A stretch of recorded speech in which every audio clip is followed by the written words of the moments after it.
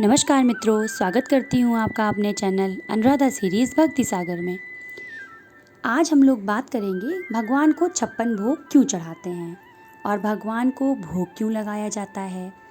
भगवान को हम लोग भोग लगाते हैं, क्या वो भोग हम लोग खा सकते हैं या नहीं, इन सब विषय पे आज मैं आप लोगों से बातें करूँगी।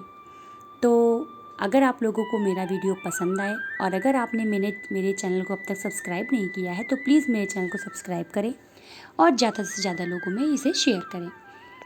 तो सबसे पहले हम लोग ये जानेंगे कि भोग लगाना, भोग मतलब क्या होता है।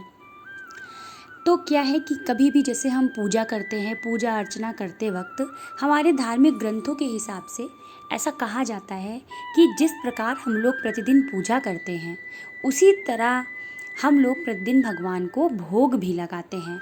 जितना महत्व हमारी पूजा अर्चना का होता है उतना ही महत्व हमारी भोग का भी होता है।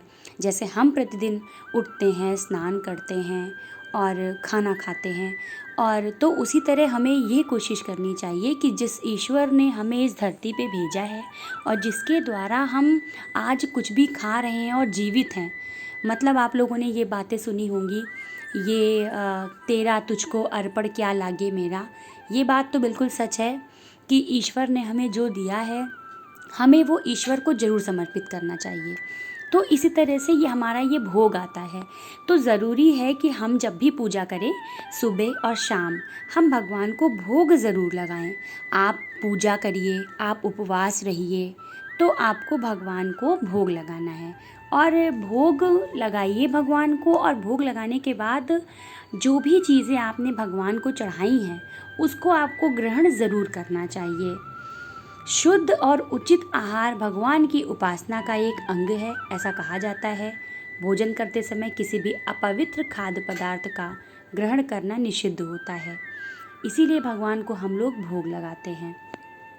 अब हम लोग ये जानते हैं कि भगवान को हम लोग प्रतिदिन भोग कैसे लगाएं।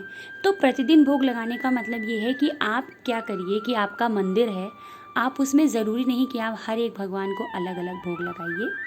जैसे कि अगर आपके पास शालिग्राम भगवान है तो आप उनके ऊपर एक तुलसी की पत्ती रख दीजिए। और आपके पास मंदिर में कोई भी भगवान हो उससे मतलब नहीं है, ईश्वर एक है। आपकी श्रद्धा होनी चाहिए कि आप किस श्रद्धा भाव से ईश्वर को भोग लगाते हैं।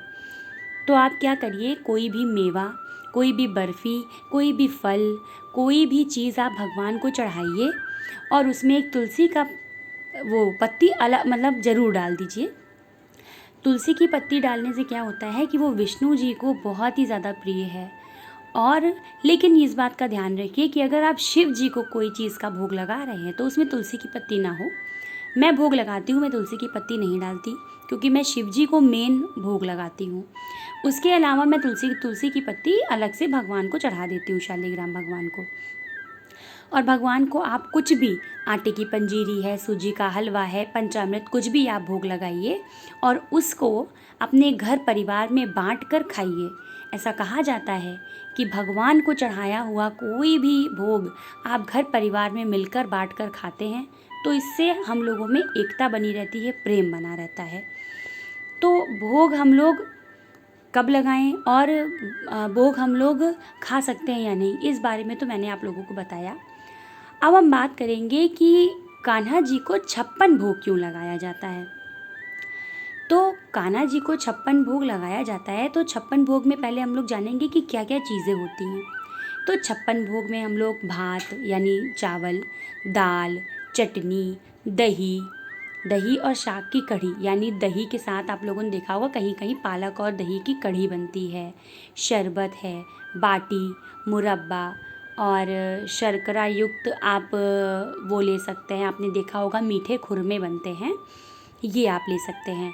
इसके अलावा आप पूड़ी, खाजा, घेवर, मालपुआ, जो भी आपको मतलब लगता है कि मीठा है, चंद्रकला, महारायता, ये सब आप कान्हा जी को भोग लगा सकते हैं। और मीठी चीज़ें ही ज़्यादातर भोग में लगाई जाती हैं। कान्हा जी को मीठा बहुत प्रिय है तो आप इसमें माखन है, मिश्री है, ये सब भी ले सकते हैं। अब मैं आप लोगों को बताऊंगी कि कान्हा जी को 56 भोग लगाया क्यों जाता है। ऐसा कहा जाता है कि एक बार जब इंद्र देवता ने बहुत वर्षा की थी। ऐसा कहा जाता है कि एक बार इंद्र की वर्षा बहुत ज़्यादा हुई थी। तब कान्हा जी ने अपनी छोटी उंगली पर गोवर्धन पर्वत उठा लिया था और गोवर्धन पर्वत उठाने के कारण उन्होंने 7 दिन तक न ही कोई अनाज खाया और न ही कोई जलपान किया। जब 8वें दिन बारिश बंद हुई और सारे गोकुलधाम वासी बाहर निकले पर्वत से, फिर सबने मिलकर कान्हा जी की जय जयकार की और कान्हा जी को भोग लगाया। क्योंकि कान्हा जी ने कुछ नहीं खाया 8-7 दिन तक, तो उसमें हम लोग ये मानते हैं कि एक दिन में 8 पहर भोजन कराती थी। मतलब कि कान्हा जी को माता जी यशोदा मैया 8 बार भोजन खिलाती थी। तो इसको लोग मानकर 56 भोग लगाते हैं भगवान को। और तब से यही प्रथा हो गई कि अगर आप जोड़ लीजिए कि 7 गुणे 8 करेंगे हम लोग तो 56 होता है। तो तब से ये परंपरा हो गई और लोगों ने यही माना कि कभी भी अगर कान्हा जी को प्रसन्न करना है तो आप क्या करिए, कान्हा जी को 56 भोग लगाइए। श्रीमद् भागवत कथा के अनुसार जब कृष्ण की गोपिकाओं ने उनके पति के रूप में पाने के लिए 1 माह तक यमुना में भोर में न ही केवल स्नान किया था अपितु कात्यायनी माता की पूजा अर्चना की थी, जिससे कि उनकी यह मनोकामना पूर्ण हो सके। तब कृष्ण ने उनकी मनोकामना को पूर्ण होने का आशीर्वाद दिया और उन गोपिकाओं ने भी कान्हा जी को 56 भोग चढ़ाया था, 56 प्रकार के भोग लगाया था, जिससे कान्हा जी प्रसन्न हो गए थे और वो गोपियों को उन्होंने आशीर्वाद दिया था और कान्हा जी प्रसन्न हो गए थे और कान्हा जी ने खुद को उन गोपियों को भेंट किया था।